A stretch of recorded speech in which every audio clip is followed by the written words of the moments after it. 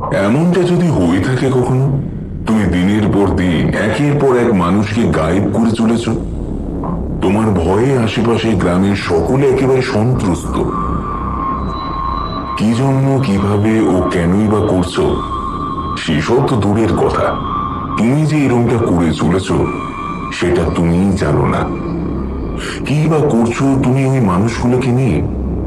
তুমি যখন নিজেই নিজের বিষয়ে সম্পূর্ণরূপে অজ্ঞাত, তুমি নিজেই জানো না নিজের প্রকৃত পরিচয় কি। অবাক হচ্ছ? ভাবছো যে সত্যি গল্পের গরুকে গাছে তুলতে চাইছি আমি? যাই হোক, তোমাদের বিশ্বাস হোক কিংবা নাই হোক, এই গল্পে এক চরিত্রের সাথে ঠিক এরকমটাই হয়েছিল। কি শুনতে ইচ্ছা হচ্ছে? বিশ্বাস করছো না আমার কথা এক পূর্ণ, তাই না? কিন্তু তাও শুনতে চাও। চলো, ঘটনাটা বলাই যাক তাহলে।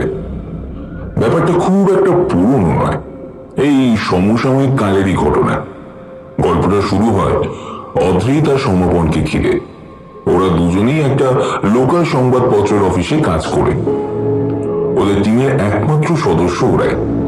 ছোট সংবাদপত্র, তাই ক্যামেরা, প্রতিবেদন লিখন, সম্পাদকগিরি থেকে আরম্ভ করে সমস্তটাই নিজেদেরই করতে হয়। এই ঘটনাটা শুরুর কিছু আগেও ওরা একে অপরকে চিনত না।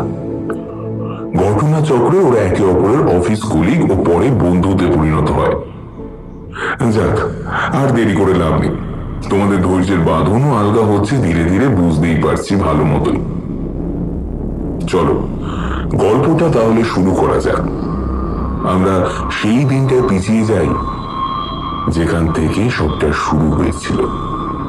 কয়েক মাস আগের ঘটনা। আজ তোমরা শুনতে চলেছ মানস কুমার কর্মকারের কাহিনী, মনোহরিপুরের রক্তচোষা।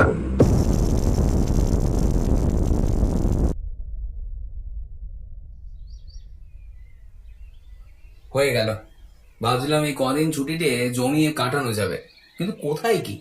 হ্যাঁ, এখন বেশ আক্ষেপই হয়। নিজের প্যাশন ফলো করা চক্করে স্কুলের চাকরিটা কেন যে ছাড়লাম। এরকমটা না করলে নিশ্চয়ই এই পুজোর কটা দিন অন্তত বাড়িতে নিশ্চিন্তে বসে কাটাতে পারতাম। সমাপনী সবে মাত্র এসেছে সবলপুরে। এখন দুর্গাপুজোর সময় হলে কি হবে? সাংবাদিকদের কি আর ছুটি আছে কখনো? আজ ছুটির দিন, তাই অদ্রিত বেশ অনেক রাত অব্দি সিনেমা দেখে ভোর রাতের দিকে সবে ঘুমিয়েছে। তাই এই জন্যই স্বভাবতই আজ সকালে বেশ দেরি করেই বিছানা ছেড়েছে অদ্রিত। ওর মোবাইল ফোনটা বাজছে। কার আবার এক্ষুনি দরকার হয়ে পড়লো কে জানে।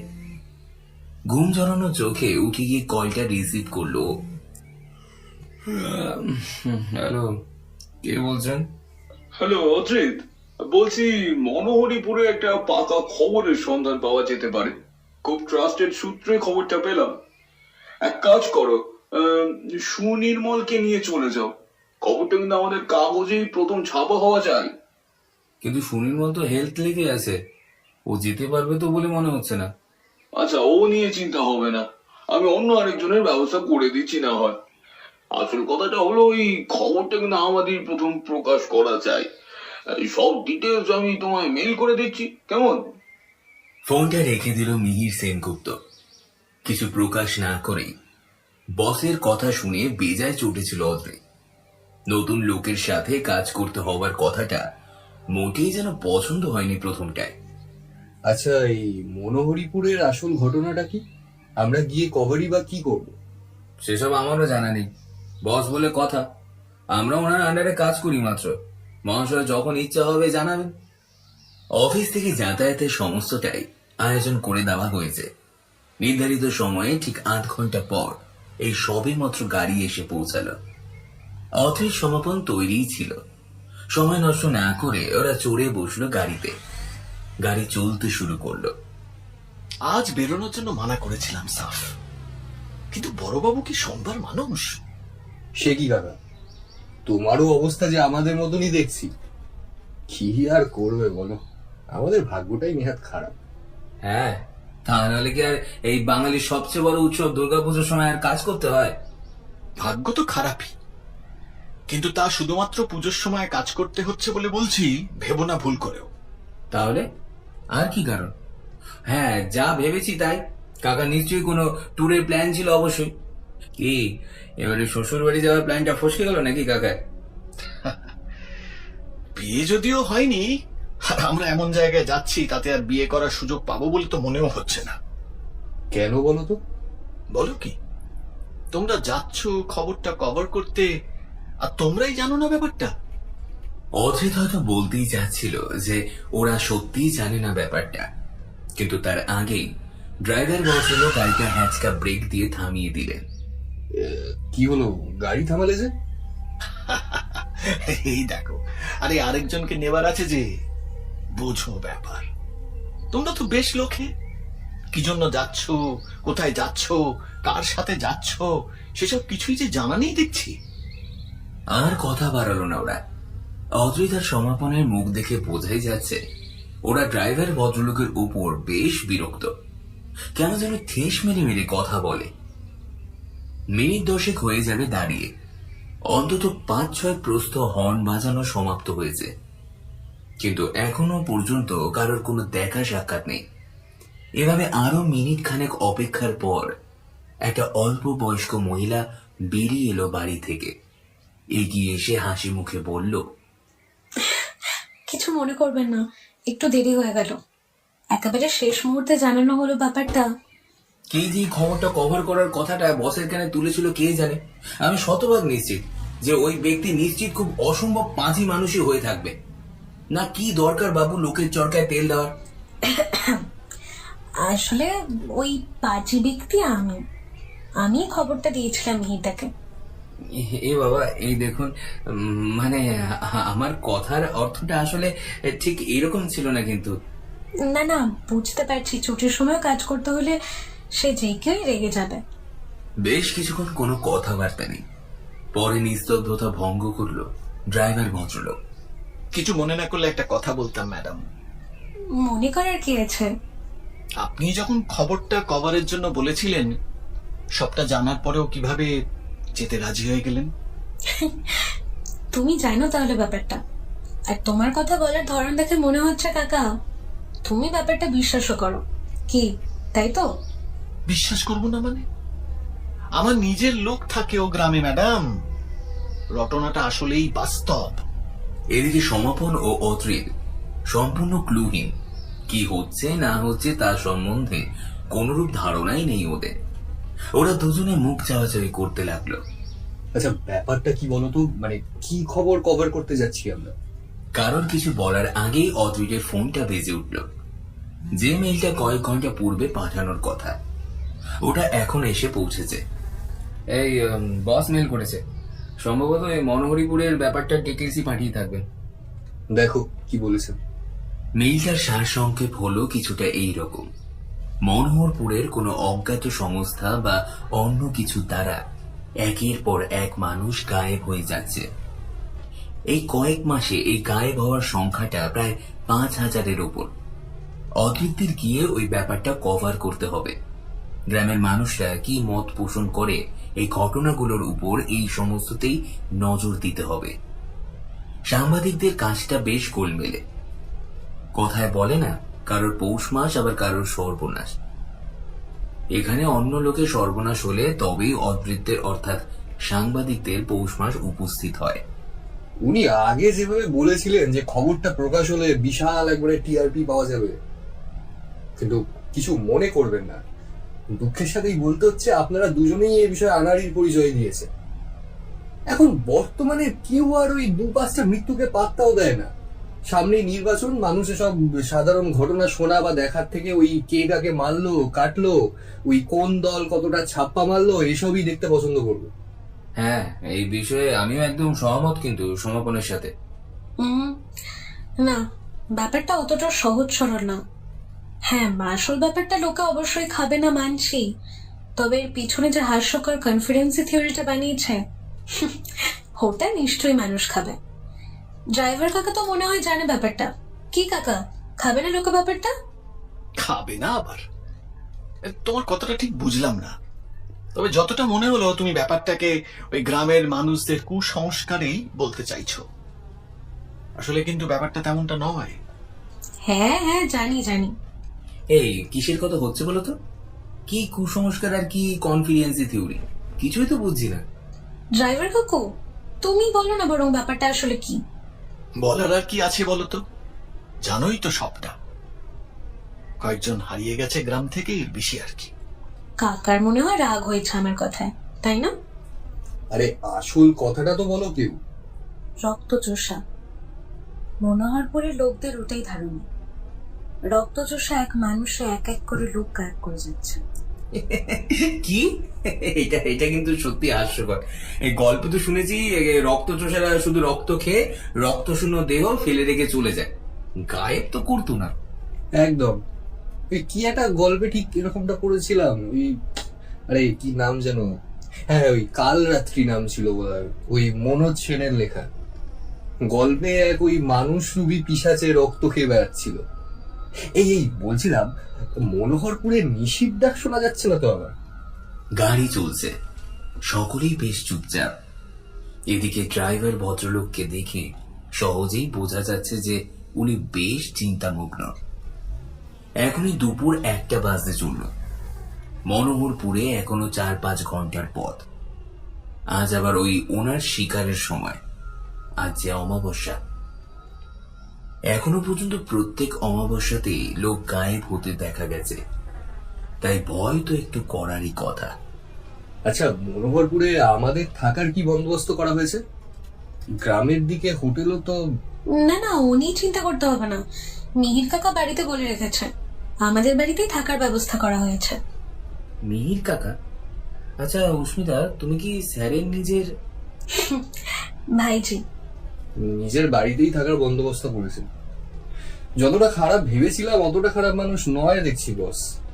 অস্মিতা, তুমি তাহলে কি কাজের সূত্রে কলকাতায় থাকো?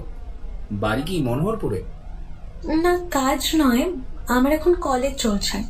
হোস্টেলে থাকি আর মাঝে মাঝে গ্রামে এসে দেখা করে যাই। কাকা বললো তোমরা মনোহরপুর যাচ্ছ, তাই আমাকেও তোমাদের সাথেই চলে যেতে বললো। তাই ওদের মধ্যে আর সেরকম কথাবার্তা হয়নি। প্রত্যেকেই এখন বেশ ক্লান্ত হয়ে পড়েছে। এই ভাঙা চোরা রাস্তায় এতটা জার্নি কি মুখের কথা? বলে না যেখানে বাঘের ভয় সেখানেই সন্দেহ হয়, এক্ষেত্রেও ঠিক এমনটাই হলো। ঠিক মনোহরপুরের বেশ কিছুটা আগেই গাড়িটা বিকরে বসলো। আর গাড়িটাকেও কি আর দোষ দেওয়া যায়, যা রাস্তার অবস্থা। পেছনে টায়ারটা গেছে। ভয়ের ব্যাপার এই যে স্টেপনিরও কোনো জোগাড়জাত নেই এই গাড়িতে। আর কি করা, 3 জনকে গাড়ি পাহারায় বসিয়ে ড্রাইভার ভদ্রলোক গেলেন মিস্ত্রির খোঁজে। তাও ঘন্টাখানেক তো হবে। গাড়ি সেরে সুরে আবার রওনা দেওয়া হলো মনোহরপুরের উদ্দেশ্যে। এই মিনিট খানেক হবে ওরা মনোহরপুর স্পর্শ করেছে। অস্মিতাদের বাড়িটা একদমই গ্রামের শেষ প্রান্তে। এখনই বেশ অন্ধকার হয়ে এসেছে। অস্মিতার কথা অনুযায়ী এখনো মিনিট 20 পথ তো বাকি। আমরা খুব ভুল করছি। রাস্তায় একবার যখন বাধা পড়েছিল, আমাদের আজ আর না এগোনোই উচিত ছিল। কেন জানি না আমার মনটা আজ খুব কু ডাকছে। আজকের দিনটা অপেক্ষা করে যদি কাল আসা যেত।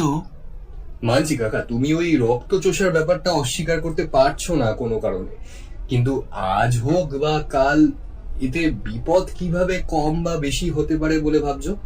আরে আচ্ছা, অমাবস্যা, আজই যে রক্তচোষার শিকারে বেরোবার দিন। কি কাকা, তোমার ভয় পাওয়ার এটাই কারণ তো? হ্যাঁ এটাই। তবে শুধু আমার কেন, কিছুটা ভয় তো তোমাদেরও পাওয়া উচিত।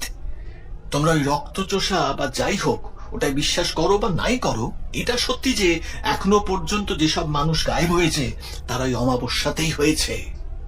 দেখো, যদি এরকমটাই আসলে হয়ে থাকে তাহলে কাকা কিন্তু ঠিকই বলছে। যে কারণে লোক গায়েব হয়ে থাকুক না কেন, প্রত্যেক অমাবস্যাতেই কিন্তু গায়েবটা হচ্ছে। হয়তো এর পেছনে সত্যিকারে কোনো রক্তচোষা নেইও, তাও মানুষ গায়েব হওয়ার ঘটনাটা তো বাস্তবিক। একদম। কে ব্যাপারটা ঘটাচ্ছে ওটা ম্যাটার না, ঘটনাটা যে ঘটে চলেছে ওটাই ম্যাটার করে। এবার ওই ড্রাইভার মশাইয়ের চিন্তার ভাবটা যেন নিঃশব্দে সবার মধ্যে ছোঁয়াচে রোগের মতো ছড়িয়ে পড়ল। এতক্ষণ ওরা ওই রক্তচোষার ব্যাপারটাকে নিয়ে উপহাস করতে করতে ভুলেই গেছিল হয়তো বাস্তবটা। এইমাত্র হুঁশ ফিরে প্রত্যেকেই বেশ উদ্বিগ্ন। অস্মিতা বেশ একটু জোর করেই যেন হেসে উঠল। আরে ভয়ের কি আছে, আমরা এতজন আছি একসাথে, দু একটা ড্রাকুলা এলেই কিছু করতে পারবে না সহজে। থমথমে পরিবেশটা কিছুটা পরিবর্তনের চেষ্টায় অস্মিতা কথাটা বললেও হলো তার ঠিক উল্টোটাই। গাড়ির নিস্তব্ধ পরিবেশে অস্মিতার আকস্মিক হাসি যেন একটা ভয়াবহ ছাপ ফেলে গেল পরিবেশটায়। সত্যি এটা তো ওরা আগে লক্ষ্য করেনি যে এই সবে সন্ধ্যা হয়েছে কি হয়নি, এখন থেকেই আশেপাশটা বেশ নিস্তব্ধ। অজিতের গা শিউরে উঠল বেশ কয়েকবার। ড্রাইভার ভদ্রলোক বোধহয় কিছু বলতে যাচ্ছিলেন, কথাটা বলতেই পেছনের মুখটা ফিরিয়েছেন কি ফেরাননি, ওইটুকু সময়ের মধ্যেই ঘটে গেল ব্যাপারটা। গাড়ি হেঁচকে উঠে নেমে গেল। না, ড্রাইভার ব্রেক মারেননি, ব্যাপার অন্য। গাড়িটা অবশ্যই কোনো কিছুর সাথে ধাক্কা খেয়েই এভাবে থেমেছে। কিন্তু কিন্তু চিন্তার বিষয় এই যে ধাক্কাটা লেগেছে মধ্য রাস্তায়। মধ্য রাস্তায় কিসের সাথে ধাক্কা লাগতে পারে? তবে কি ড্রাইভার মশাই কাউকে ধাক্কা মেরে বসলেন? ঘটনাটা এতটাই অতর্কিত হয়েছে কেউই কিছু বুঝতে পারল না ব্যাপারটা প্রকৃতপক্ষে কি ঘটেছে। এই দেখো কাকে আবার ধাক্কা মেরে বসলে, কি বিপদ বলো দেখি। চলো চলো, দেখা দরকার। কোনো মানুষকে যদি ধাক্কা লেগে থাকে, আঘাত বেশি হলে তাড়াতাড়ি স্বাস্থ্যকেন্দ্রে নিয়ে যেতে হবে। গ্রামে তো প্রায় পৌঁছাতেই চললাম, স্বাস্থ্যকেন্দ্র এখান থেকে খুব দূরে নয়। কেউ নেব না, বিশ্বাস করো, ও যেই ছিল না কেন, মানুষ কিন্তু মোটেই ছিল না। এই অমাবস্যার রাতে কেউ সাহস করবে না রাস্তায় বেরোনোর। মানুষ হোক কিংবা অন্য কোনো কুকুর টুকুরই হোক, দেখা তো দরকার। আর মানুষ হতেই বা পারে না কেন শুনি? এই যেমনটা আমরা বেরিয়েছি সেরকম তো অন্য কেউ বার হয়ে থাকতেই পারে, তাই না? শেষে ড্রাইভারের ব্যতীত সকলেই গাড়ি থেকে নেমে দেখা ঠিক করলেও নামা ওদের হলো না। অদ্রিত গাড়ির দরজাটা খুলতেই যাচ্ছিল, ঠিক তখনই অসুবিধার পাশ থেকে হাতটা শক্ত করে চেপে ধরল। অদ্রিত নিশ্চয়ই প্রশ্নসূচক কিছু বলতে যাচ্ছিল, কিন্তু তার আগেই ওর চোখ পড়ল গাড়ির সামনের দিকে। অদ্রিত আর অস্মিতার দৃষ্টি অনুসরণ করে সকলেই দেখল ব্যাপারটা। সকলেরই চোখ বিস্ফারিত। সে এক অদ্ভুত অবস্থায় পড়ল সকলে। ভয় পাবে নাকি অবাক হবে চিন্তা করতে পারল না কেউই। গাড়ির বনেটের সামনে থেকে উঠে এলো একটা লোক, মধ্যবয়সী এক ব্যক্তি। যদিও এটাকে ব্যক্তি বলা যায় কিনা সে বিষয়ে প্রশ্ন উঠতে পারে। অসম্ভব ফ্যাকাশে রকমের চামড়া।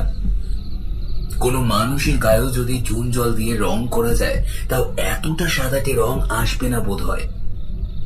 আমার এইসবের উপর ওর ওই অদ্ভুত রকমের লাল টকটকে দুটো চোখ দেখে কেমন যেন একটা হয়। ব্যক্তি শরীরে সর্বত্রই চোটের নিশানা, এবং আরো বিস্ময়কর ব্যাপার এই যে ওর পেটের কাছটায় কোনো কারণে অসম্ভব একটা ফাটল সৃষ্টি হয়েছে, এবং যার ফলে শরীরের অভ্যন্তরীণ অঙ্গ প্রত্যঙ্গ প্রায় সমস্তটাই উন্মুক্ত হয়ে পড়েছে। সকলেই এরকম অদ্ভুত মার্কা একটা মূর্তিকে দেখে অবাক তো হয়েছে, তার থেকেও বেশি অবাক হয়েছে এটা ভেবে যে এমন ঘায়েল অবস্থায়, সঙ্গীন অবস্থায় লোকটা দাঁড়িয়ে রয়েছে কিভাবে। এমনকি ব্যক্তির মুখে কোন রকম যন্ত্রণার ছাপের লেশ মাত্র উপস্থিত নেই, বরঞ্চ কিছুটা হতভম্বের মতোই লক্ষ্য করে যাচ্ছে ওর চোখে মুখে। ঠিক কি ঘটেছে ওর সাথেই সেটাই যেন বুঝতে পারছে না নিজে। খানিকটা যেন কৌতূহলের সাথেই চেয়ে আছে অদৃত্যের দিকে। অদৃতরাও বেশ হতভম্ব। সদন্ত, তোমরা লক্ষ্য করেছো ওর ওই দুপাশে সদন্ত দুটো? রক্তচোষা? সে আমারও হালকা মতন সদন্ত আছে, তাই বল কি আমাকেও রক্তচোষা বলবে তোমরা? দেখা দরকার, ওর আমাদের সাহায্য দরকার। না, সমাপনের সাথে আমি এখানে মোটেই সহমত হতে পারলাম না। সাধারণ মানুষের এত বড় সদন্ত থাকা একেবারেই অসম্ভব। অন্তত ওটা এরকম মুখ থেকে 1-2 সেন্টিমিটার বেরিয়ে থাকে না কারোরই। রক্তচোষা হোক বা নাই হোক, এরকম ছুচলো দাঁত তো কোনো মানুষের নিশ্চয়ই হতে পারে না। ওর ওর ক্ষতগুলো লক্ষ্য করো, ওগুলো যেন সেরে যাচ্ছে ধীরে ধীরে, তাই না? ব্যাপারটা অনেকটা আমাদের সাধারণ ক্ষত সবার মতোই, শুধু আমাদের ক্ষেত্রে যেটা ঘটতে কয়েক সপ্তাহ ও বেশি সময় লেগে থাকে, এক্ষেত্রে এটা ঘটছে আমাদের চোখের সামনে কয়েকটা মিনিটের মধ্যে। এতক্ষণ একটা অবাক ভাবের সাথে দেখছিল মাত্র ওই স্বতন্ত্রযুক্ত ব্যক্তিটা, এবার যেন হঠাৎ করে ক্ষেপে উঠল। ওর মুখের ওই কৌতূহল ভাবটা যেন হঠাৎ করে গায়েব হয়ে গেল।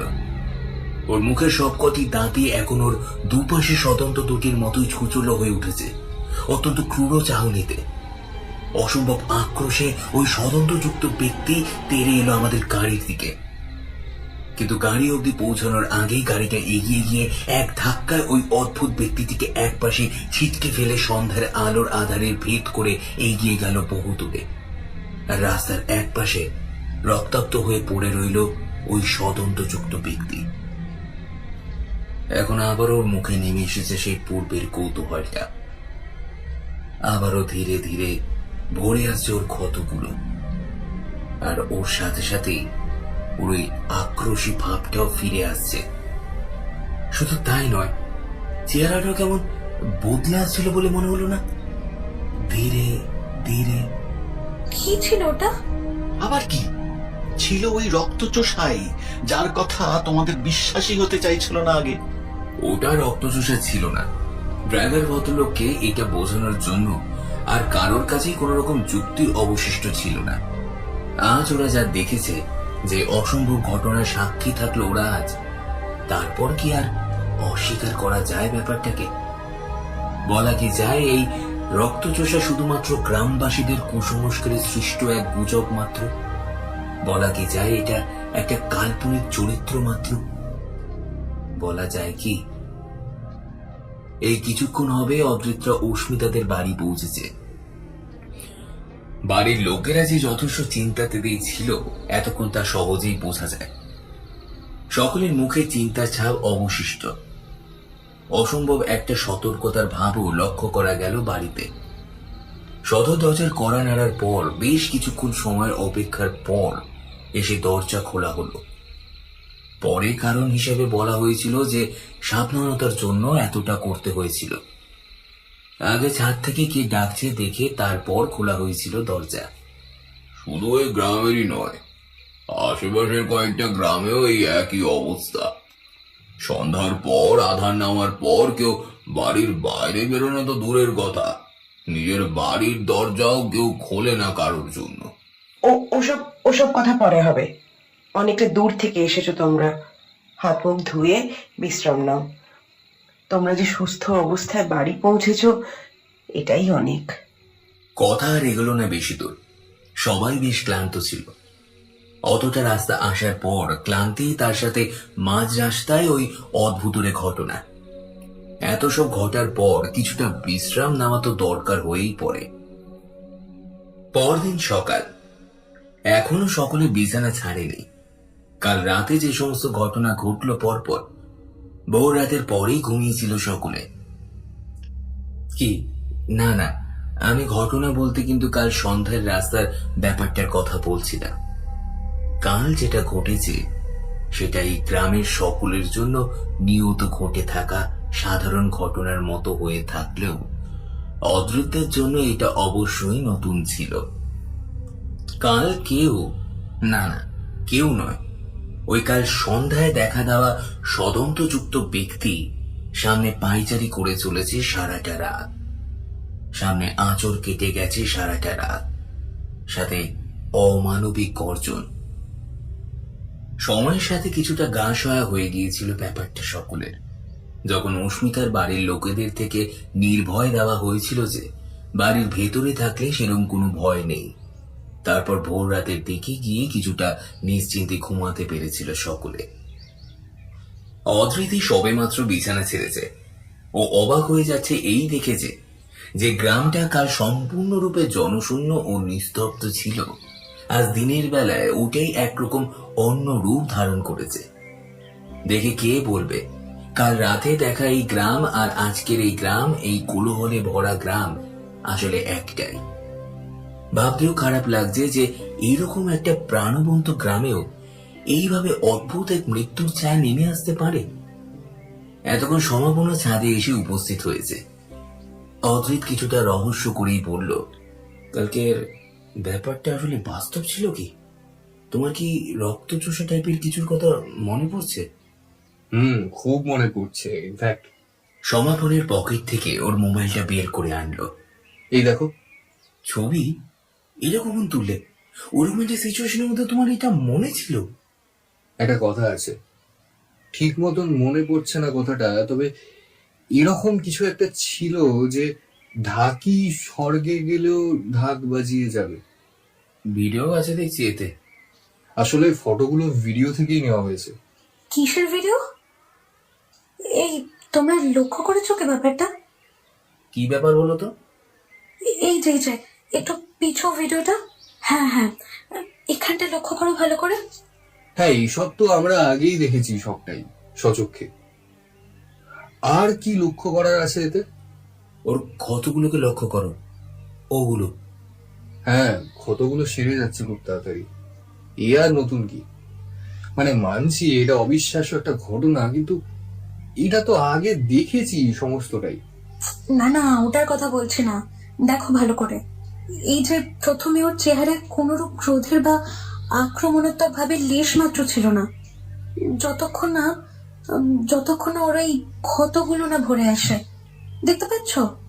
হ্যাঁ, ক্ষতগুলো সরার পরপরই ওই ব্যক্তি আক্রোশে আমাদের আক্রমণ করতে উদ্যত হয়, যে কিনা কিছুক্ষণ আগে অব্দি কৌতূহলী দৃষ্টিতে আমাদের দিকে চেয়েছিল মাত্র। এমনকি ওর চেহারা আরো আমূল একটা পরিবর্তন ঘটে ওর পরপরই। ব্যাপারটা সত্যি কেমন যেন একটা ঠেকছে আমার কাছে। হ্যাঁ, খবরের কন্টেন্ট সত্যি ভালো মতোই পাওয়া গেছে বটে। প্রথমটায় অদ্রিতরা এ গ্রামে খবরের সন্ধানে আসার আইডিয়াটাকে প্রবল উপহাস করেছিল অবশ্যই, তবে এখন হয়তো আশা করি ওরা সকলেই এক বাক্যে মেনে নেবে যে তাদের গোটা সাংবাদিক লাইফে ওরা এরকম খবর আগে কখনো কভার করতে পারেনি। এতক্ষণে নিচ থেকে ডাক পড়ে গেছে, মিতা, মিতা, তোরা সব গেলি কোথায়? এদিকে চা যে ঠান্ডা হতে চললো। অদ্রিতরা সকলেই নেমে এলো নিচে। বাড়ির উঠোনে লম্বা করে একটা মাদুর পেতে তাতে চায়ের আসর বসেছে। অদ্রিত সমাপন মাদুরে বসতে উদ্যত হয়েছে কি হয়নি। আরে আরে, করছো কি সব? এই মিতা, এই ঘর থেকে যা তো, দুটো চেয়ার নিয়ে আয় তো। না না না, আর দরকার নেই, বেশ ভালো। গরম চা আর বিস্কুটের সাথে ওদের গল্প চলতে থাকলো। এতক্ষণে উস্মিতাও এসে হাজির হয়েছে আসলে। ড্রাইভার কাকু গেল কোথায় বলতো বাবা? সকাল থেকে দেখানি যে রক্তচোষার ভয়ে শেষে গ্রাম ছেড়ে বসলো নাকি সকাল সকাল? না, এখনো যাইনি কোথাও। সকালেই বেরিয়ে পড়তাম। নেহাত বাড়িতে একবার না দেখা করে যাওয়াটা একটু দৃষ্টিকটু দেখায়, তাই। তা হয় নাকি? দেখো, আমরা এই পরিস্থিতিতে অনেকদিন ধরেই বাস করছি। একটা কথা বলতে পারি, তোমাদের কোনো ভয়ই নেই। রাত্রে বাড়ি থেকে না বেরোলেই হলো। আর তাছাড়া কাল অমাবস্যা ছিল, ওই শিকার ওই পক্ষের জন্য সমাপ্ত হয়েছে। এখন সামনের কয়েকটা সপ্তাহ নিশ্চিন্তি। শিকার মানে কাল রাতেও লোক গায়েব হয়েছে? হ্যাঁ, এরকমটা তো হওয়ারই কথা। প্রতিটা পক্ষের অমাবস্যায় একটা করে লোক নেবেই ওই শয়তান। না, এবারে লোক নেয়নি ও। বলো কি? এটা একেবারে অসম্ভব। ও গ্রামে আসবে অথচ লোক নেবে না, এটা হতেই পারে না। হয়তো পাশের গ্রাম থেকে লোক নিয়ে থাকবে। একটু একটু বেলা হলে ঠিক খবর পাওয়া যাবে, দেখবে। কি মুশকিল, লোক গায়েব হয়নি তো ওটা তো ভালো কথাই নয় কি? তা নিয়ে তো চিন্তার কি আছে? ও কথা মুখেও আনিস না। প্রার্থনা কর যেন কাল অবশ্যই কাউকে নিয়ে যায় ওই শয়তান।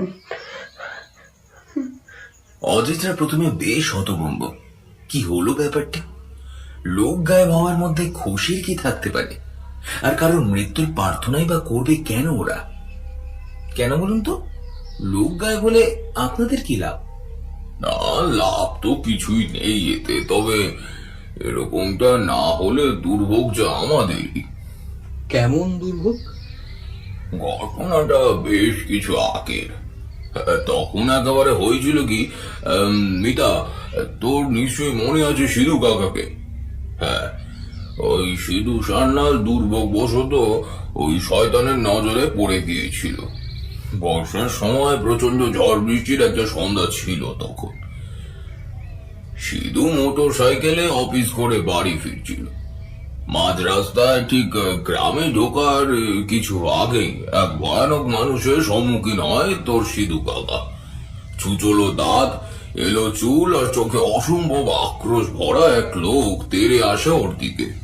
সিধুর ভাগ্যটা ভালো ছিল বলে হোক, কিংবা আমাদের গ্রামবাসীদের ভাগ্য সুপ্রসন্ন ছিল বলেই হোক, সিধু সেবারের মতো রক্ষা পেয়ে গেল।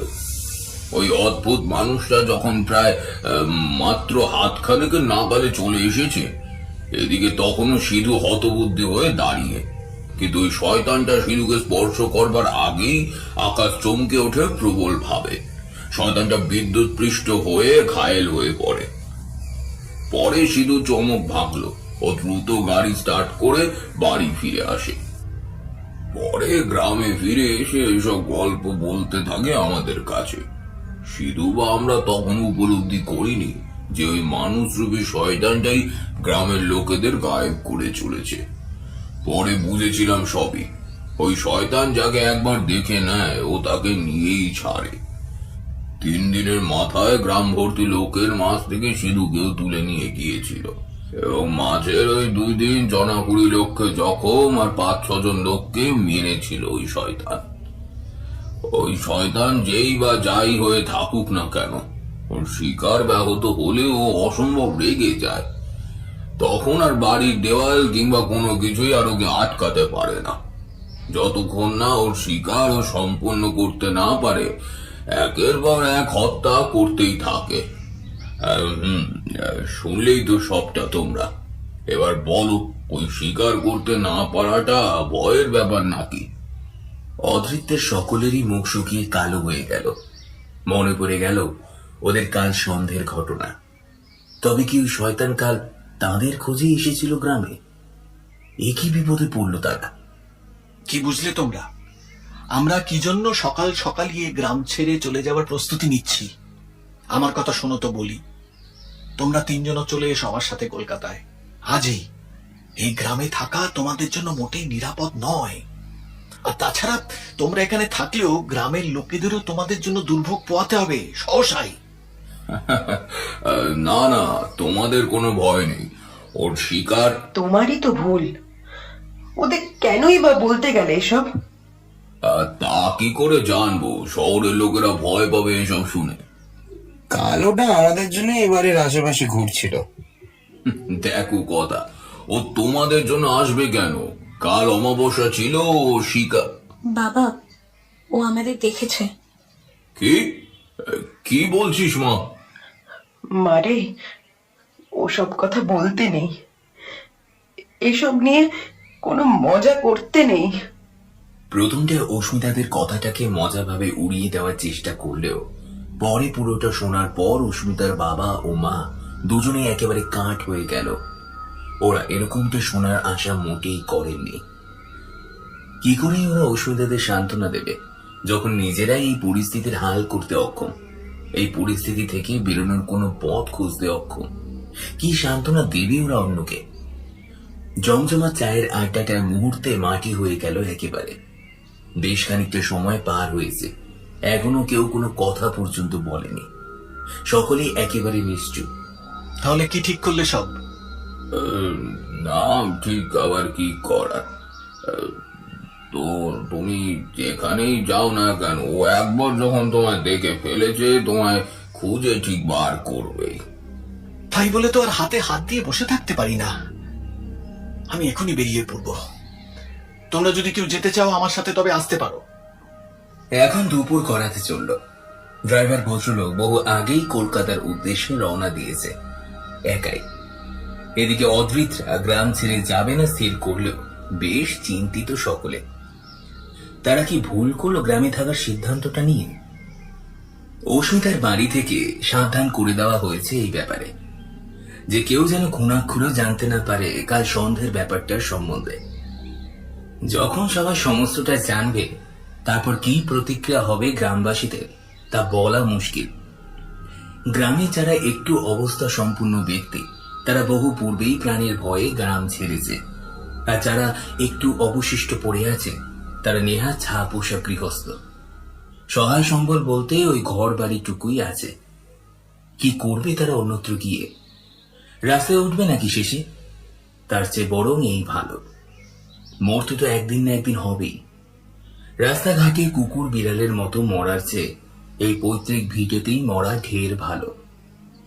অদ্রিত বারান্দায় এক মনে বসে কিসব ভাবছিল। সমাপন আচমকা এসে কাঁধে হাত রাখল ওর। চমকে উঠল। খবরটা শুনেছো? কি খবর? গ্রামের পশ্চিমে এক ব্যক্তিকে কাল জখম করে গেছে ওটা। গায়েব না করে জখম? অস্মিতার বাবার বলা কথাগুলো সবই মিলে যাচ্ছে না? ওই কি যেন নাম ছিল ওরে, হ্যাঁ ওই সিধু সান্যালের ব্যাপারটার মতন ঘটনা ঘটছে পুনরায়। অনেকবার ভাবার পর ওরা স্থির করলো দেখা করে আসবে একবার এই ব্যক্তির সাথে। সমাপন আসার সময় ক্যামেরাটাও সাথে নিয়ে নিল। অদ্রিতের খুব খারাপ লাগছিল। কাল তাদের জন্য একজন মানুষ জখম হলো। তারা কাল যদি এখানে না আসতো জেদ করে, না হতো ওই শয়তানটার সাথে দেখা, আর না ও পিছু পিছু এই গ্রামে চলে আসতো। আর তাছাড়া ওরা এই গ্রামে থেকে গিয়ে সেই তো গ্রামবাসীদের বিপদের মুখে ঠেলে দিচ্ছে। তার উপর ক্যামেরা নিয়ে ইন্টারভিউ নিতেও যাচ্ছে ওরা স্বার্থপরের মতো।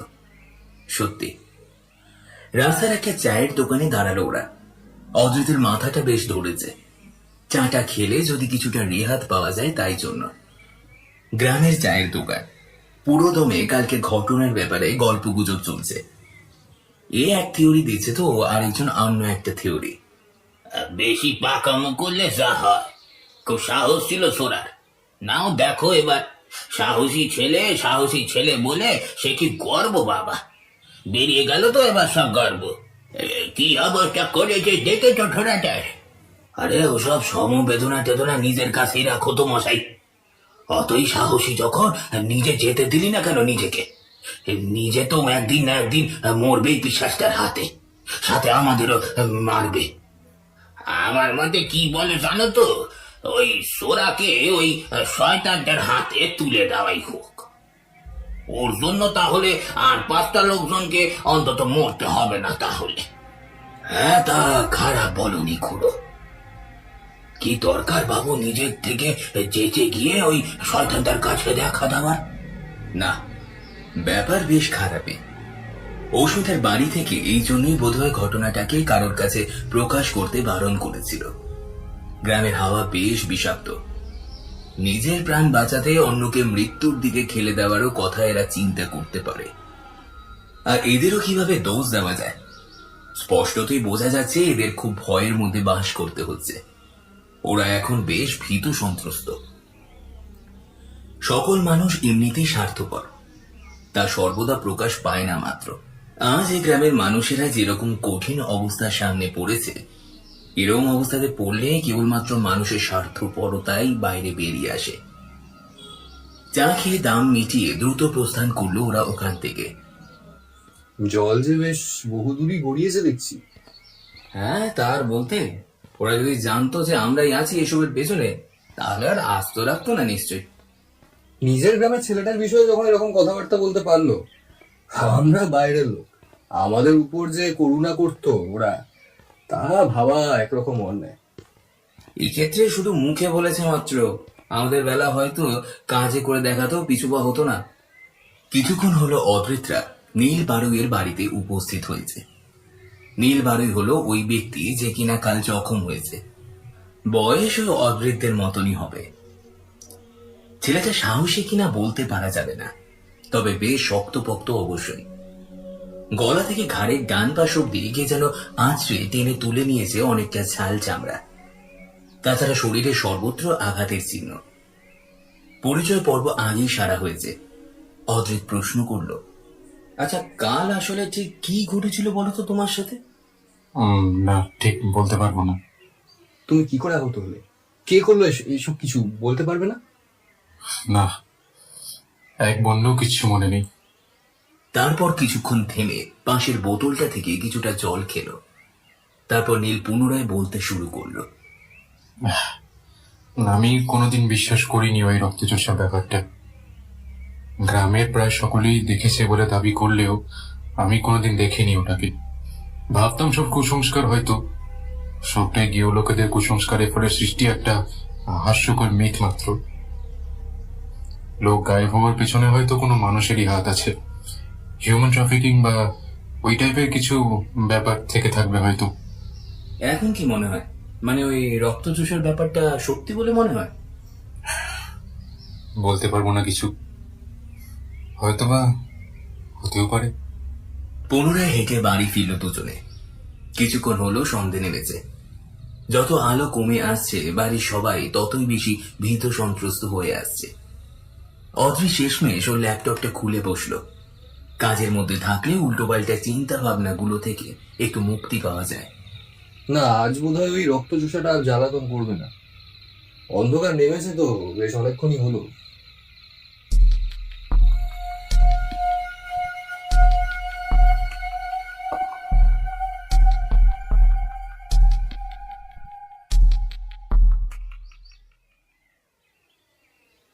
পরদিন সকাল। না, বলতেই হচ্ছে কাল সমাপন একদমই ভুল ধারণা করেছিল, জ্বালাতন করবে না। প্রথম দিন রাতের মতোই এ বাড়ির আশেপাশে ঘোরাঘুরি করেছে ও। কখনো সদর দরজা ঠেলে ভেঙে ফেলার জোগাড় করেছে, তো কখনো আবার দেওয়ালে আঁচড় মেরে গেছে। প্রথমটা অস্মিতার বাবা ওনার পাখি মারা বন্দুকটা হাতে তুলে ওটাকে মারতেও উদ্যত হয়েছিল। পরে ওই আপনা আপনি ক্ষত সারবার ব্যাপারটা মনে করিয়ে দিয়ে ওনাকে নিরস্ত করা হয়েছে। গাড়ি ধাক্কার কথা না হয় ছেড়েই দেওয়া গেল। যে কিনা বিদ্যুৎ পৃষ্ঠ হওয়ার পরও মরে না, তাকে পাখি মারার বন্দুক দিয়ে মারতে যাওয়াটাই নেহাতি কোনো কাজের কথা নয়। আজকে সকলের অবস্থা ওই গতকালের মতোই। এখন 9টা বাজতে চলল। অস্মিতার মা বাবা ছাড়া কেউই এখনো পর্যন্ত বিছানা ছাড়েনি। কালও ওই শয়তান একজনকে জখম করে গেছে গ্রামে। ঘটনাটা ঘটেছে পাশের বাড়িতেই। জখম হয়েছে একজন বৃদ্ধা। বৃদ্ধার পাঁজরের হাড় সুদ্ধ গুড়িয়ে দিয়ে গেছে একেবারে।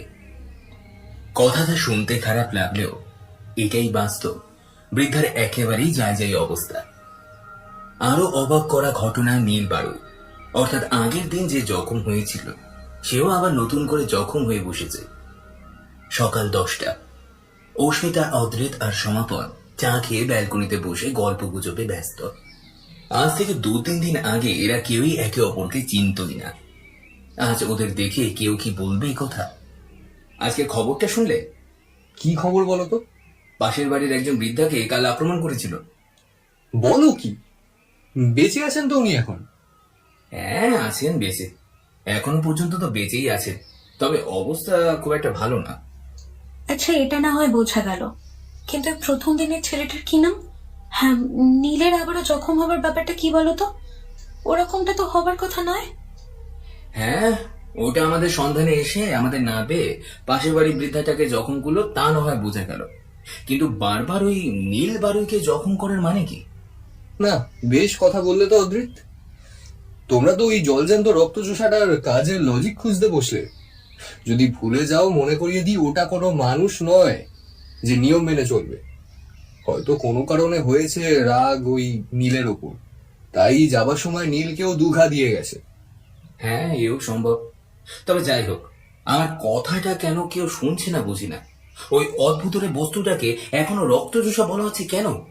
দেখো, ও না খায় রক্ত আর না পারে বাদুরের মতো উড়ে যেতে। শুধুমাত্র ওই দুটো সদন্তের জন্য ওটার নাম রক্তচোষা বলা হবে? না, আমরা যেই পরিস্থিতিতে হাসাহাসি করছি ভাবতে পারছি না। একটু বেলা বাড়তেই অদ্রিতরা বেরিয়ে পড়ল ওই বৃদ্ধার বাড়ির উদ্দেশ্যে। যাচ্ছিল অদ্রিত আর সমাপন দুজনে। এদিকে বাড়িতে অস্মিতারও সেরকম কোনো কাজ ছিল না, তাই ও সঙ্গ নিল দুজনের। বৃদ্ধার অবস্থা খুবই খারাপ। একে নানা রকম রোগে ভুগছিলেন, তার উপর উঠোনে একটা খাটিয়ায় শুয়ে আছেন বৃদ্ধা। উনি কথা তো বলতে পারছিলেন না, তা অবশ্যই, আর বাড়ির লোকের থেকেও সেরকম কিছুই তথ্য পাওয়া গেল না। মা পাশের ঘরে শুয়েছিলেন, মাঝরাতে প্রচন্ড একটা হুড়মুড়িয়ে কিছু একটা ভাঙার শব্দ পেয়ে উঠে দেখি মা রক্তাক্ত হয়ে পড়ে গু গু করছে দুয়ারে। ঠাকুমা ঠাকুমা তো দুয়ারে শুয়েছিলেন। এসো তোমরা আমার সাথে। বৃদ্ধার ঘরটা বাড়ির ওপাশটায়, এদিক থেকে ঠিকভাবে দেখা যায় না ওটাকে। অদ্রিতরা ভদ্রলোকের সাথে পিছু পিছু চলল। গিয়ে বেশ গম্ভীর একটা ব্যাপার লক্ষ্য করলো ওরা। ঘরটা মাটির, আগেকার মোটা মোটা দেওয়াল।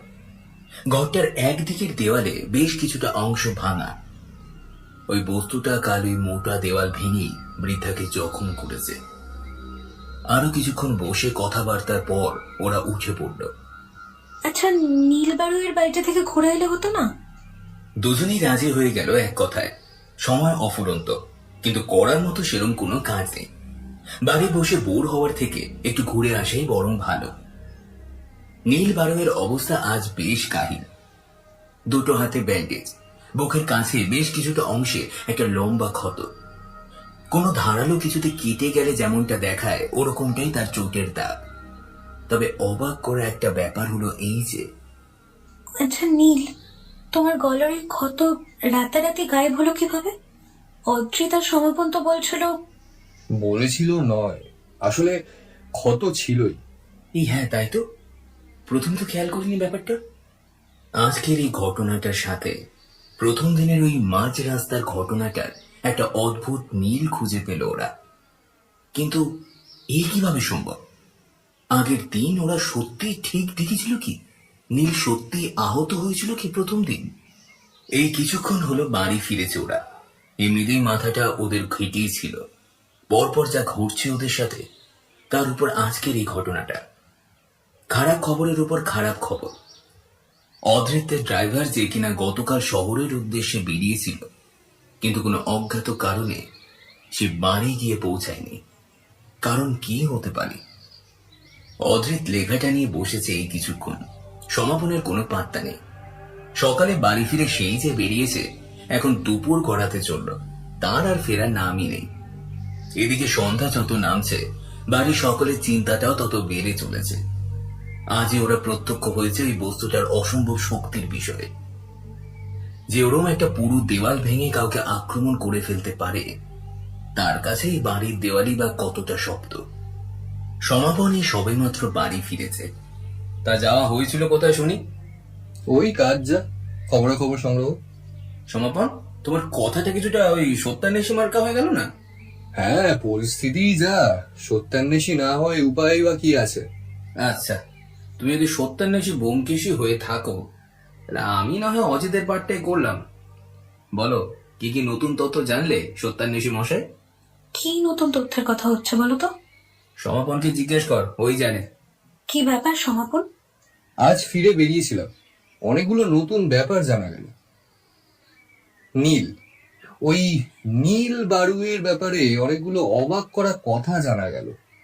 প্রত্যেক অমাবস্যায় নীল বাড়ি থেকে বের হয়ে যেত ওই অদ্ভুত বস্তুটার সন্ধানে। কিন্তু নীলের কথায় ও কোনোদিনই ওই কি জানো বলো, আরে তোমরা, আরে বাবা, হ্যাঁ, ওই রক্ত চোষাটার দেখা কোনোদিনই পায়নি। না, তোমরা ওটাকে শেষে রক্তচোষা বানিয়েই ছাড়লে দেখছি শেষমেশ। তোমাদের নিয়ে না পারা গেল না দেখছি। আরে সে যাই হোক, সমাপন তুমি বলে যাও তো। দেখো, তো কথা বাড়িয়ে লাভ নেই কিছু। সোজা কথা হলো, ওই নীলই হচ্ছে এই মনোহরপুরের জনৈক রক্তচোষা। কথাটা খারাপ বলেনি সমাপন। তোমরা শ্রোতারাও নিশ্চয়ই এই ব্যাপারে আগেই আশঙ্কা করেছিলে যে ওই নীলই হয়তো ওই রক্তচোষা। যাই হোক, সেরম অস্মিতা আর অদ্রিত আশঙ্কা করেছিল, তাই ওরা কেউই সেরম অবাক হলো না সমাপনের কথাটা শুনে। ব্যাপারটার আশঙ্কা দুজনেই করেছিল, কিন্তু এরম একটা অদ্ভুত হাস্যকর ব্যাপার বলতে সাহস করেনি কেউই। জলজান্ত একটা মানুষ, সে কিনা। আজ ওর হাতটা লক্ষ্য করেছিলে? লেট মি গেস, নীলের হাতের ওই অবস্থাটা বৃদ্ধার দেওয়াল ভাঙার কারণেই হয়েছে বলে সন্দেহ করছো, তাই তো? কিন্তু আমরা তো দেখেছি পূর্বে ওর, মানে গ্রামবাসীও তোমরা যাকে রক্তচোষা বলে থাকো, ওর তো ক্ষত সারাতে সময় লাগে না। তাহলে যদি তর্কের খাতিরে মেনেও নি যে ওই বারুই আসল রক্তচোষা, হলিউড সিনেমার সুপারহিরোদের মতোই যখন ওর একটা হিলিং ফ্যাক্টর আছে, তাহলে তো কয়েক মিনিটের মধ্যেই ওর ক্ষত বা আঘাত গায়েব হয়ে যাওয়ার কথা। কিন্তু বাস্তবে তো এমনটা হয়নি। আমরা নীলকে আহত অবস্থায়ও দেখেছি, কখনো ক্ষত সেরে যাচ্ছে, আবার কখনো সারছে না। কিন্তু একটা গন্ডগোল তো নিশ্চয়ই আছে। অত কথা জানি না, তবে আমি একটা থিওরি তৈরি করেছি, যদিও আমি ভুলও হতে পারি এ ব্যাপারে। ভুল হোক বা ঠিক হোক, তুমি বলোই না। এ ব্যাপারে কথাবার্তা হয়েছে পূর্বে আমাদের। প্রথম দিন সাক্ষাতে ওর চোট গায়েব হওয়ার আগেই মুহূর্তের স্বাভাবিক রূপটা লক্ষ্য করেছিলে নিশ্চয়ই তোমরা। পরে চোট গায়েব হতেই ওর নৃশংস ভাবটা ফিরে এসেছিল।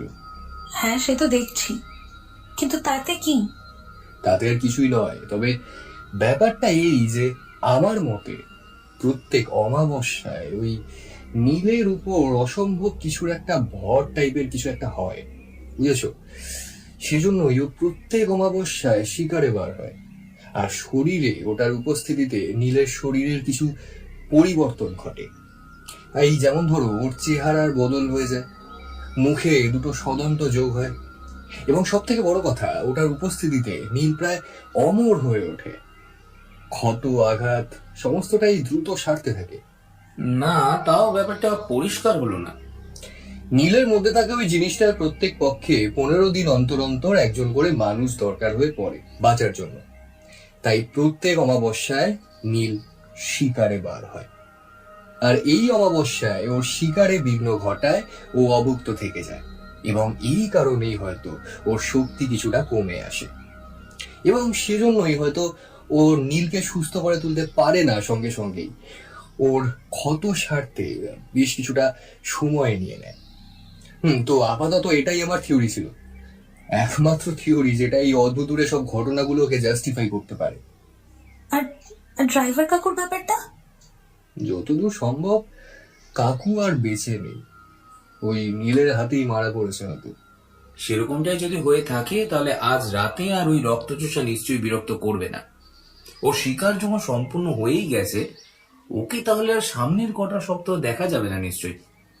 ভালো কথা, বলতে ভুলে গিয়েছিলাম। আরে, পাশের ওই বৃদ্ধার বাড়ি থেকে এটা পাওয়া গেছে। সমাপন ওর স্মার্টফোনটা এগিয়ে দিল। এটা তো ড্রাইভার কাকুর শার্ট। এটা এলো এখানে কিভাবে এলো? সমাপনের ফোনের জামাটা সত্যি ড্রাইভার ভদ্রলোকেরই। ওটাকে কে যেন ফালা ফালা করে রেখে গেছে। আরে, আমার মতে কাকু ইচ্ছা করে নিজেই ফেলে গিয়েছিলেন ওর জামাপত্র। বৃদ্ধার ছেলের মতে শেষ বয়সে বৃদ্ধার ভীমরতি ধরেছিল। চারপাশে এটা সেটা নোংরা জিনিসপত্র, কাপড় জামা যা দেখতে পেতেন আশেপাশে বাড়ি নিয়ে গিয়ে তুলতেন। ড্রাইভার কাকুর জামাও বৃদ্ধাই হয়তো কুড়িয়ে নিয়ে গিয়েছিলেন ওভাবে। ওর জামার জন্যই হয়তো ওই শয়তানটা বৃদ্ধাকে আক্রমণ করে বসে। হয়তো বৃদ্ধাকে ড্রাইভার কাকু বলে ভুল করে বসে। প্রথম দিন সন্ধ্যায় যেদিন গ্রামে আসছিলাম আমরা, সেদিন ওই রক্তচোষা বা যাই হোক ওই ড্রাইভার কাকুকেই প্রথম দেখেছিল। কাকুকেই নিজে শিকার হিসেবে বেছে নিয়েছিল। মানে গ্রামে আগাগোড়াই ওই ড্রাইভার কাকুর সন্ধানেই সারা রাত ঘুরে বেড়াচ্ছিল। পরে ওটা নিজের ভুল বুঝতে পেরে বুড়িকে প্রবলভাবে জখম করে যায়, এবং রেগে ড্রাইভার কাকুর জামাও ফালাফালা করে রেখে যায়। এবং তারপরই খবর আসে ড্রাইভার কাকু বাড়ি পৌঁছয়নি আদেও। এরপর কেটে গেছে বেশ কয়েকটা সপ্তাহ। এই কদিন আর ওই রক্তচোষার উপদ্রব হয়নি গ্রামে। না, অদ্রিতরা এখনো এই গ্রাম ছেড়ে যায়নি। যদিও চাইলে এমনটা সহজেই করতে পারত ওরা। ওই রক্তচোষা ওদের পেছনেও পড়েছিল না, কিন্তু ওরা পারল না এমনটা করতে। যখন তারা জানে ব্যাপারটা আসলে কি, এই গ্রামে চলা মৃত্যু যজ্ঞের পিছনে আসল কারণটা কি, হয়তো একটু চেষ্টা করে এই সমস্যার সমাধানও করতে পারবে। কেউ এমনটা পারলে তারাই পারবে।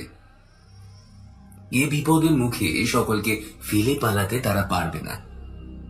সন্ধ্যাবেলায় অদ্রিত, সমাপন এবং অস্মিতা তিনজনে ছাদে দাঁড়িয়ে। বাড়ি থেকে বরাবর বলেছিল ওদের শহরে ফিরে যেতে, কিন্তু ওরা রাজি হয়নি। আকাশে ঘন কালো মেঘে পরিপূর্ণ। চাঁদ উঠতে এখনো বেশ দেরি। কাল যে অমাবস্যা, ওর শিকারের সময় যে হয়ে এলো। দেখো, এখনো সময় আছে। তোরা সত্যি কি করতে চাস কাজটা? দেখা দেখি কি আছে বলো তো, এটা তো আমাদের দায়িত্ব। আমি না হয় এই গ্রামেরই মেয়ে, আমার কিছু দায় থাকতে পারে আমার গ্রামের প্রতি, কিন্তু কিন্তু তোমাদের কিসের দায় বলো তো? দায় তো অবশ্যই থেকে যায় অস্মিতা। ওই যে বৃদ্ধা, ওনার কি আর এভাবে মরার কথা ছিল? আমাদের কারণেই তো। যাই হোক যাই হোক, বাদ দাও।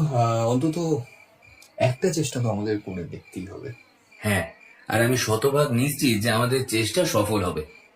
তাহলে ওই কথা থাকলো, কাল সারা রাত জাগতে হবে। আজ যে যতটা পারো ঘুমিয়ে নাও। প্ল্যান সাকসেসফুল হতেও পারে, আবার না হলে আজকের ঘুমটা আমাদের শেষ ঘুমও হতে পারে।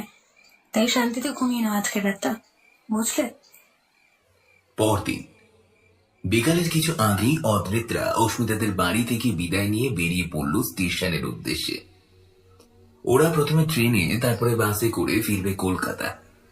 হ্যাঁ, এই কথাটাই ওরা বাড়িতে বলে বেরিয়েছে। আসলে ওরা এই রাতটা এই গ্রামেই কাটাবে। ওই ঢঙি রক্তচোষার একটা সদ্গতি করে তবেই ওরা শহরে ফিরে যাবে। স্টেশন অস্মিতাদের বাড়ি থেকে খুব বেশি দূরে নয়, মিনিট 10 হাঁটা পথ। অদ্রিতরা বাড়ি থেকে বেরিয়ে স্টেশন অব্দি গিয়ে ডান পাশে রাস্তা ধরে সেই আগের জায়গাটায় পৌঁছে গেল। এটাই সেই জায়গা যেখানে ওরা ওই স্বতন্ত্রযুক্ত বস্তুটাকে প্রথমবারের জন্য দেখেছিল।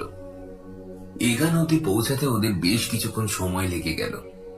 আধার ঘনিয়ে আসছে ধীরে ধীরে, সন্ধ্যা নামলো বলে। রাস্তা একেবারে জনশূন্য। মিনিট 20 আগে একজনকে মোটর সাইকেলে যেতে দেখা গেছে। ওটাই শেষ, তারপর থেকে আর কারোর দেখা পাওয়া যায়নি। ফাঁকা নিস্তব্ধ রাস্তায় একেবারে মাঝ বরাবর 3 জন দাঁড়িয়ে, প্রত্যেকেই একে অপরের বিপরীত মুখ করে সতর্ক দৃষ্টিতে দাঁড়িয়ে। আজ অমাবস্যা, তাই নিশ্চয়ই আশেপাশে গ্রামের কেউই বাড়ির বাইরে বের হবে না। আর এই শয়তানটার শিকারের সন্ধানে গন্ধে গন্ধে এখানে এসে পৌঁছাবে, এবং অদ্রিতরা ঠিক এরকমটাই চায়। ওদের প্ল্যানটা কিছুটা এরকম। নীলের উপর যখন ওই দানব ভর করে, তখন ওকে আঘাত করলেও তার ক্ষত দ্রুত সেরে যায়। ক্ষত সেরে যায় ঠিকই, কিন্তু এইখানে ভালো ব্যাপার হলো ওকে আঘাত তো করা যায়। সুপারম্যান কিংবা হাল্কের মতো তো নয় যে সহজে আঘাত করা যায় না। ওই দানবের গায়ে শক্তি প্রবল, কিন্তু শরীরটা তো একজন মানুষেরই। বেশ অনেকক্ষণ চুপচাপ দাঁড়িয়ে আছে ওরা। না, কারোরই দেখা নেই, না কোনো গাড়ি ঘোড়া, না ওই শয়তানটা। অস্মিতা ওর হাত ঘড়িটায় সময় দেখল, রাত 8টা বেজেছে। তবে কি ওই শয়তানটা আজ আর আসবে না? এমনই ফালতু দাঁড়িয়ে আছে ওরা। ওই কেমন একটা আওয়াজ হচ্ছে না? কেউ হেঁটে আসছে এদিকে। সকলে লক্ষ্য করেছে ব্যাপারটা। এখনো একইভাবে হয়ে চলেছে শব্দটা। কেউ শুকনো পাতার উপর খসখস শব্দ তুলে হেঁটে আসছে এদিকে। আওয়াজটা ধীরে ধীরে বাড়ছে। এই, সবার মনে আছে তো কি করতে হবে? রাস্তার মাঝে দাঁড়িয়ে রইল অস্মিতা। সমাপন আর অদ্রিত দুপাশে ঝোপের মধ্যে ঝুঁকে অদৃশ্য হয়ে গেল। এবার শুধু প্রতীক্ষার পালা। রাস্তার পাশের হলদেটি বাতিটা একমাত্র আলোর উৎস এই অন্ধকার জগতে। ওটা সমস্ত জায়গাটাকে আলোকিত না করতে পারলেও অন্ধকার বেশ খানিকটা কমিয়েছে। অস্মিতার গা শিউরে উঠছে বারে বারে। রক্ত যেন হিম শীতল হয়ে আসছে। বেশ খানিকক্ষণ এভাবেই দাঁড়িয়ে থাকার পর দেখা গেল ওই ছায়া মূর্তিটাকে। রাস্তায় উঠে এলো ওটা। ওটা এগিয়ে আসছে ধীরে ধীরে এদিকে, অস্মিতার দিকে। কয়েক মিটারের মধ্যে এখন চলে এসেছে ওটা। হলদেটে বাতির আলোয় এখন অবছায়া ভাবে বোঝা যাচ্ছে ওর মুখটা। ওর স্বতন্ত্র দুটো থেকে যেন বিদ্যুৎ ঠিকরে পড়ছে। ল্যাম্পপোস্টের আলোয় এতটাই চকচক করছে ওটা। মুখে যেন আক্রোশ। সামনাসামনি ওটাকে দেখে কেমন যেন গা গুলিয়ে আসলো অস্মিতা। তার সাথে একটা হিম শীতল অথচ উষ্ণ একটা স্রোত বয়ে গেল শির দ্বারা বেয়ে। ওটা এখন হাত কয়েকের নাগালের মধ্যে চলে এসেছে অস্মিতা। অদৃশ্য সমাপন আছে তো? ওরা যদি ওকে বাঁচাতে না আসে, কিংবা যদি ওদের প্ল্যান কাজ না করে? নানান রকমের চিন্তা গোল পাকাচ্ছে এখন অস্মিতার মাথায়। এসব ভাবতে ভাবতে ও লক্ষ্যই করেনি ওই মানুষ রূপী শয়তানটা কখন ওর একদম সামনে এসে উপস্থিত হয়েছে। ওটা ওর লম্বা হাতটা বাড়িয়ে দিয়েছে অস্মিতার গলা বরাবর। ভয় চোখ বুঝে ফেলল অস্মিতা। শ্যাক করে একটা আওয়াজ হলো খুব কাছে। তারপরে সেই অতি পরিচিত অমানবিক চিৎকার ভরে উঠল আশপাশটা। অস্মিতার চোখ খুলল। কিছুই দেখা যাচ্ছে না ভালো করে। রাস্তার আলোটাও কেন জানি না এক অসম্ভব ভাবে কেঁপে চলেছে। ভালো করে নজর করে বুঝলো, হ্যাঁ, সামনে অতৃতি দাঁড়িয়ে। ওর হাতের কাঁটারি আঙুলে বসানো হয়েছে দানবটার গলা বরাবর। পেছনে ফিরে লক্ষ্য করলো সমাপনও এসে উপস্থিত হয়েছে। সময়ের সাথে সাথে আস্তে আস্তে কমে এলো ওটার চিৎকার। এখন দানবটার মুখে সেই প্রথমবারের মতোই আক্রোশের ভাবটা কমে এসেছে। একটা কৌতূহলী ভাব ফুটে উঠেছে ওর মুখে। ধীরে ধীরে ভরে আসছে ওর ক্ষতস্থান। ক্ষতস্থান যতই ভরে আসছে, আঙুলে বাঁধানো কাটারিটা ক্রমে বেরিয়ে আসছে ওর শরীর থেকে। এখন ক্ষতস্থান প্রায় সেরে উঠেছে। সাথে ওর মুখের ভাবটাও পরিবর্তন হয়ে চলেছে ক্রমশ। অস্মিতা ও অদ্রিত একেবারে হতভম্ব হয়ে চেয়ে আছে মাত্র। কি করণীয় সে বুদ্ধি লোপ পেয়েছে তাদের। কাটারিটা ওই দানবটার শরীর থেকে একদম খুলে যাওয়া ঠিক আগের মুহূর্তে সমাপন ঝাঁপিয়ে পড়লো সেটার উপর। কাটারিটা ওর গলা থেকে খুলে পরপর কয়েকবার বসিয়ে দিল আবারও ওর বুককে লক্ষ্য করে। একবার, দুবার, তিনবার আঘাতের আঘাত করতে লাগলো পাগলের মতো। কতবার আঘাত করেছে এভাবে সে বিষয়েও কিছু বলতে পারবে না।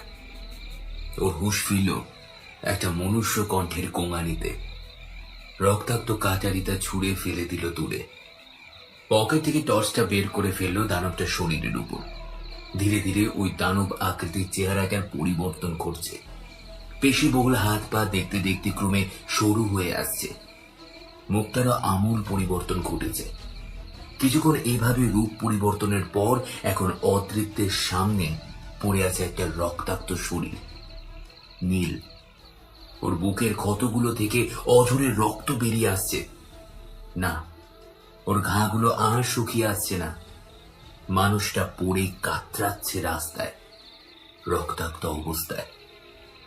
হাজারো কি মানুষটাকে ওইভাবে পড়ে কষ্ট পেতে দেখে দুঃখ হয় বই কি। অস্মিতা রাস্তার ধুলোতে বসে নীলের যন্ত্রণায় কাতর মুখটাকে তুলে নিল নিজের কোলে। নীল কষ্টে খুব বিড়বিড় করে বলে উঠল,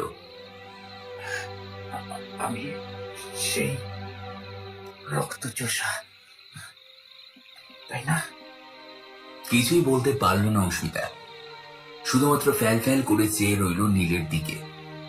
কিছুক্ষণ এভাবে পড়ে থেকে নীল একটু হেসে এক ঝটকায় উঠে পড়ল অস্মিতার কোল থেকে। তারপর করুণ ভাবে মুচকি হেসে উঠে রাস্তার আসতে থাকা লরিটার সামনে অতর্কিতভাবে লাফিয়ে পড়ল। ডাম্পারটার সবকটা চাকায় একে একে পিষে চলে গেল দেহটাকে।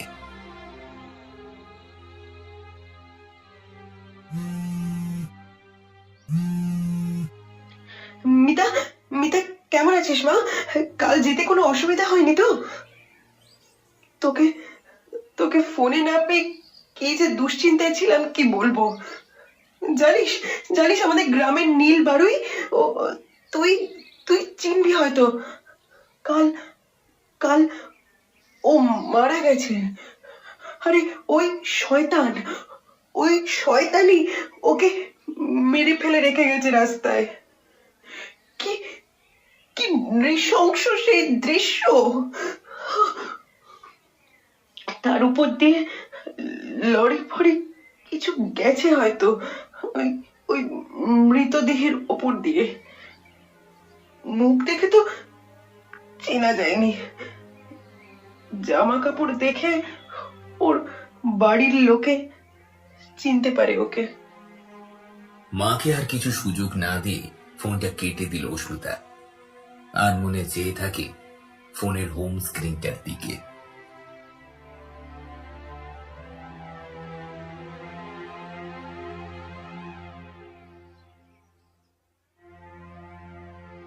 শুনছিলেন মানস কুমার কর্মকারের কলমে মনোহরপুরের রক্তচোষা।